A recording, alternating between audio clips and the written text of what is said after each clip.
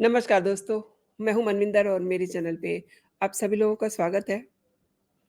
खबरें कई सारी इस समय चल रही हैं, हर खबर अपने आप को बहुत बड़ा बताती है। पहलवानों का मसला चल रहा है, इधर केजरीवाल के कई सारे मसले चल रहे हैं, उसमें मनीष सिसोदिया भी हैं और सत्येंद्र जैन भी हैं। खापों में चौधराहट की जंग छिड़ी हुई है कि पहलवानों को कौन यूज़ करेगा।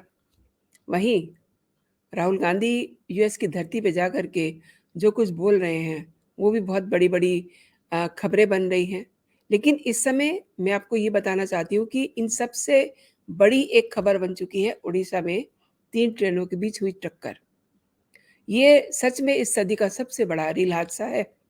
लेकिन अब सवाल ये है कि क्या ये महज़ एक हादसा है या फिर एक इंसानी गलती? उन मशीनों की बेवफ़ाई है जो हम खुद उन्हें कंट्रोल करते हैं या फिर कोई साजिश। इस हादसे में इतने लोगों की जान चलेगी, लगभग 300 लोगों की जान गई है और इस हादसे की जाँच अगर खुद रेल मंत्रालय और भारत सरकार रेलवे एक्सपर्ट्स की बजाय सीबीआई से करवा रही है, तो ज़ाहिर-सी बात है कि इसमें कोई बहुत बड़ी साजिश है और वो साजिश हर इंसान के सामने सरकार की लाने की मंशा है। 2 जून को ये घटना होती है। आज 4 दिन हो चुके हैं। यही शाम का वक़्त था। उस वक़्त इस स्टेशन के दोनों लूप लाइन पर 2 मालगाड़ियाँ खड़ी थी। हावड़ा से आने वाले कोरोमंडल एक्सप्रेस के ड्राइवर को ग्रीन सिग्नल मिल चुका था। इसका मतलब ये हुआ कि उसे मेन लाइन पर सीधे जाना था और कोरोमंडल अचानक लूप लाइन पे पहुँच गई, जहाँ पहले से ही मालगाड़ी खड़ी थी, जिसमें लोहे रखे हुए थे और रेलवे के मुताबिक जो बोर्ड इसको देख रहा है इस समय, उसके मुताबिक कोरोमंडल के ड्राइवर की कोई गलती नहीं थी। हादसे के वक़्त वो बेहोश होने से पहले कोरोमंडल के ड्राइवर ने जो एक आखिरी लाइन कही थी, वो ये थी कि ग्रीन सिग्नल था। यानी कि ग्रीन सिग्नल था और उसके बाद वो बेहोश हो गया और बाद में उसकी हॉस्पिटल में मौत हो गई। इस रूट पर ट्रेन की अधिकतम स्पीड 130 होती है और ये जो जाँच हुई है प्राइमरी जाँच, इसमें हादसे के वक़्त कोरोमंडल ट्रेन की स्पीड 128 किलोमीटर थी। यानी कि यहाँ भी कोई गलती नहीं है, ड्राइवर सही स्पीड से गाड़ी चला रहा था। तो फिर सवाल ये है कि हादसा कैसे हुआ? कोरोमंडल मेन लाइन से हट करके लूप लाइन पर कैसे पहुँची? मैं दोस्तों आपको बताती हूँ कि आप इसको इस तरीके से समझ लीजिए कि सबसे पहले कोरोमंडल मेन लाइन से लूप लाइन पे आई, राइट? और लूप लाइन पे मालगाड़ी से टकराई। टक्कर के बाद कुछ डिब्बे दूसरी मेन लाइन की तरफ जाके गिरे और बीच में कुछ सेकंड के बाद दूसरी मेन लाइन से यशवंतपुर हावड़ा एक्सप्रेस गुजर रही थी और वो कोरोमंडल से अलग हुए डब्बों से जाकर के टकरा गई। खास कर पिछली जो 2 बोगी थी, उनमें सबसे ज़्यादा नुकसान हुआ, तो हादसे की बात जो थी वो भी साफ़ हो गई। अब सवाल ये है कि कोरोमंडल को लूप लाइन पर किसने भेजा? ये किसकी गलती है? किस पटरी पे कौन-सी ट्रेन कब दौड़ेगी, इसका फैसला कौन करता है? ये भी मैं आपको बताती हूँ और इस कंट्रोल को कौन करता है, इसको भी हम समझते हैं। तो सबसे पहले आप ये समझ लीजिए कि रेलवे ट्रैक क्या होता है? इसे रेलवे लाइन या रेलवे की पटरी भी कहते हैं आम तौर पे। मतलब आम भाषा में अ, जो बात समझने की है वो ये है कि आम तौर पे मेन लाइन सिर्फ़ 2 होती हैं और रेलवे की ज़ुबान में इन दोनों पटरियों को अप और डाउन कहते हैं। जैसे कि हम ट्रेन्स को कहते हैं, ये अप है, वो डाउन है। यानी कि एक तरफ जाने वाली अ, और दूसरी तरफ आने वाली इन दोनों अ, लाइन्स के बीच में, ट्रैक के बीच में खाली जगह होती है। आप इसको इस तरीके से समझिए कि जैसे हाईवे पे आप जा रहे हैं, एक तरफ से व्हीकल्स जा रही हैं, दूसरी तरफ से आ रही हैं और बीच में एक डिवाइडर होता है। सड़कों पर ट्रैफ़िक को कंट्रोल करने के लिए ट्रैफ़िक लाइट होती है। ये लाइट अमूमन किसी चौराहे, जंक्शन या किसी पॉइंट या कट पे होती है और रेड लाइट का मतलब होता है रुक जाना। ये बात आप समझते ही हैं। और ग्रीन मतलब ट्रैफ़िक का आगे बढ़ना और येलो मतलब गाड़ी की रफ़्तार कम कर देना। ठीक ऐसा ही ट्रेन के साथ है। ट्रेन का रूट पहले से तय होता है, लेकिन एक ही पटरी पर एक साथ, एक ही दिशा में कई ट्रेन दौड़ रही होती हैं, लेकिन उन सब ट्रेन के बीच एक खास दूरी होती है। आप ये समझिए कि एक लाइन पर कई गाड़ियाँ दौड़ रही होती हैं, लेकिन सब में एक खास डिस्टेंस होता है, ताकि एक ट्रेन दूसरी ट्रेन से टकराए ना। और जिस तरह रोड पर ट्रैफ़िक लाइट होती है, ठीक वैसे ही रेलवे के ट्रैक के दोनों किनारों पे सिग्नल होते हैं और ये सिग्नल भी रेड, ग्रीन और येलो देते हैं अपने इशारे।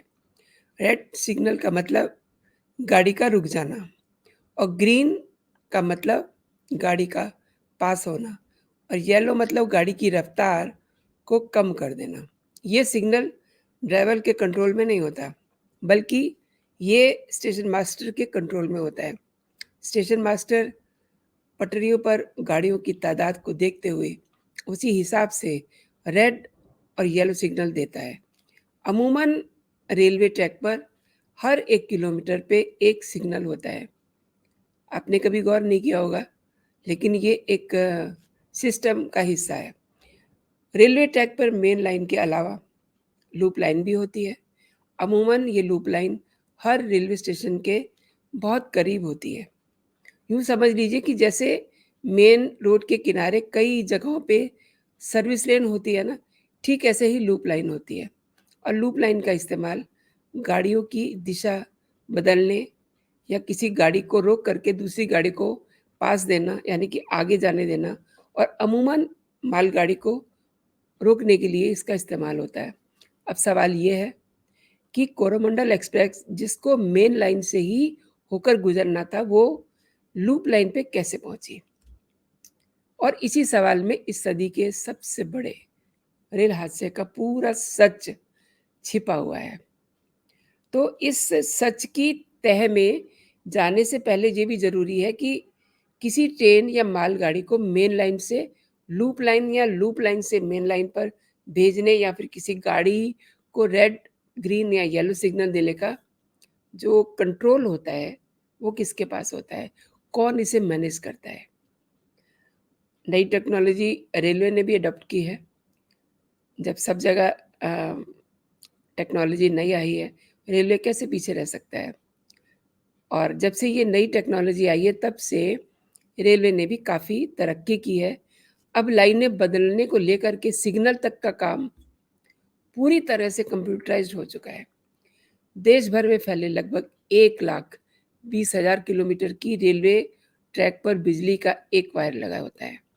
इस वायर में हल्का-सा करंट होता है, लेकिन बेहद अ, इसे कह सकते हैं कि कम वोल्टेज का।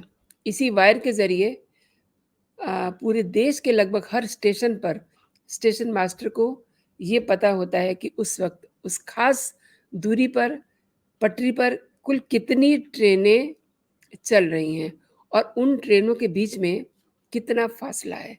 ये सब कुछ स्टेशन मास्टर अपने कंप्यूटर पे लाइव देख सकता है। इसके लिए एक वक़्त में कम से कम 2 कर्मचारी कंप्यूटर के सामने मौजूद रहते हैं। पटरियों के नीचे लगे इसी वायर के ज़रिए ट्रेन को जिस तरह से कंट्रोल किया जाता है, उसे इलेक्ट्रॉनिक इंटरलॉकिंग सिस्टम या फिर इलेक्ट्रॉनिक इंटरलॉकिंग लॉजिक कहते हैं। ये दोस्तों वो सिस्टम है जो अगर फ़ेल भी हो जाएगा ना, उसके बावजूद ये अपना काम करता रहता है। लाइक अगर एक ही पटरी पे गलती से 2 ट्रेन आमने-सामने से आ रही हैं और एक ही पटरी पर आगे-पीछे 2 ट्रेन बेहद नज़दीक से दौड़ रही हैं, तो ये सिस्टम उसे पकड़ लेता है और फ़ौरन सिग्नल से बाकी स्टाफ को वक़्त रहते आगाह कर देता है। अब अगर मान लें कि सिस्टम की अ, वार्निंग के बावजूद कर्मचारी उस पर ध्यान नहीं देते तो हादसा नहीं हो सकता था, क्योंकि ऐसी किसी भी गलती को पकड़ने के साथ-साथ इलेक्ट्रॉनिक इंटरलॉकिंग सिस्टम फ़ौरन रेड सिग्नल करता है। इतना ही नहीं, वो गाड़ी की रफ्तार को भी रोक देता है।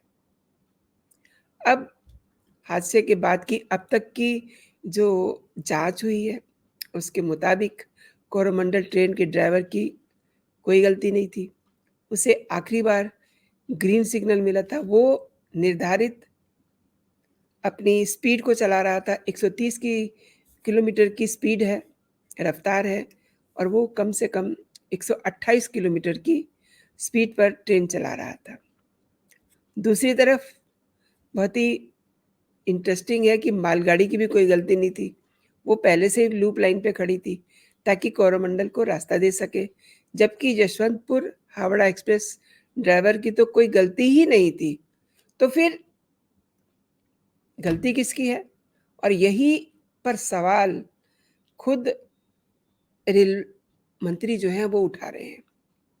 अब वो ये है कि बहुत मुमकिन है कि किसी ने जानबूझ करके इलेक्ट्रिक इंटरलॉकिंग सिस्टम के साथ कुछ किया है, कुछ ना कुछ तो छेड़छाड़ की है। और वो कौन है? ज़ाहिर-सी बात है, अगर सचमुच सिस्टम से छेड़छाड़ की गई है, तो वो कोई बाहरी शख्स नहीं हो सकता। ये सिस्टम को कोई वही व्यक्ति छेड़ सकता है या उसमें कुछ भी कर सकता है जिसे जानकारी होगी। लेकिन अब यहाँ एक सवाल और है कि वो ऐसा क्यों करेगा? 2 सुपरफ़ास्ट एक्सप्रेस और 1 मालगाड़ी की टक्कर के बाद रेलवे ट्रैक तक उखड़ चुकी है। पूरा एरिया लगभग बर्बाद हो गया है और हादसे वाली जगह पर ही इलेक्ट्रिक इंटरलॉकिंग सिस्टम के साथ छेड़छाड़ की गई। या फिर इसे यूँ समझिए कि हादसे वाली जगह पर ही पटरियों से इस सिस्टम से जुड़े वायर के साथ छेड़छाड़ की गई। तो अब ये जो चीज़ है कि ऐसे छेड़छाड़ की गई है, इसका पता लगाना नामुमकिन सा है। लिहाजा रेल मंत्रालय अब फोरेंसिक जाँच के ज़रिए ही ये पता लगाने की कोशिश कर रहा है कि रेलवे ट्रैक के वायर से जानबूझ करके छेड़छाड़ की गई है। ये मतलब इतना आसान नहीं है, क्योंकि जिस जगह ये हादसा हुआ है, वहाँ सब कुछ एकदम से तहस-नहस हो गया, सब कुछ मैस हो चुका है। कोई वहाँ 1 या 2 ट्रेन नहीं टकराई हैं, 2 एक्सप्रेस गाड़ियाँ टकराई हैं। माल गाड़ी जो होती है, उसकी आप लेंथ समझ सकते हैं कि वो कितनी लंबी होती है। उसमें अमूमन जो सवारी गाड़ियाँ होती हैं, उससे कई ज़्यादा गुना उसमें डिब्बे लगे होते हैं।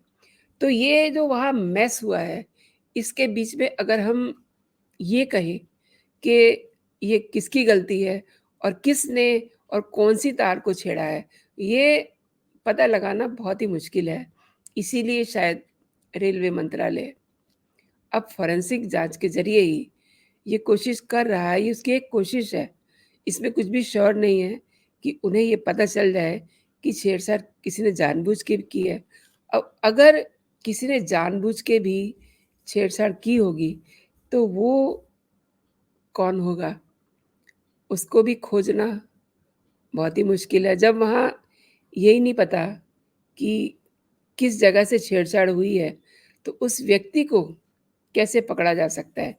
हाँ, ये ज़रूर कहा जा सकता है कि कहीं कुछ छेड़छाड़ ज़रूर हुई है और वो छेड़छाड़ किसी जानकार व्यक्ति ने ही की है और वो जानकार व्यक्ति रेलवे का हो सकता है। अब रेलवे का जो व्यक्ति जानकार है, वो क्यों करेगा ऐसा? और इसकी जो जाँच है ना, वो उस सिस्टम से भी हो सकेगी। ऐसा नहीं है कि कोई भी लीड नहीं मिलेगी।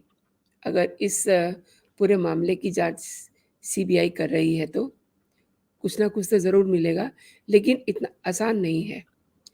जैसा कि अक्सर किसी मर्डर केस में होता है या किसी लूट या फिर किसी और बड़े केस में होता है। या वहाँ पर तो सब कुछ उड़ गया है, कुछ भी नहीं है मौके पे। सिग्नल, पटरी, कुछ भी इस समय समझ में नहीं आ रहा किसी को कि कौन-सी पटरी कहाँ से कहाँ गिर गई और आपने उसका कोलैप्स देखा है, किस तरीके से वो कोलैप्स हुआ है, किस तरीके से सब कुछ मेस पड़ा हुआ है। फिलहाल तो सरकार का जो पहला काम था, वहाँ जो घायल लोग थे, उनको सही से उनको मेडिकल एड देना, उसके बाद जो मुआवज़ा है, वो सरकार पहले से ही बोल चुकी है और अब ये जाँच जो है, इसमें सबको उम्मीद लगी हुई है कि इसमें क्या मिलता है, क्योंकि ये सदी का सबसे बड़ा दुखद हादसा है। दोस्तों, अभी के लिए इतना ही। आप अपना और अपनों का ख़्याल रखिए और एक बात जो मैं आपसे पहले कहना चाहती थी, आपने मेरे साथ पूरा वीडियो देखा।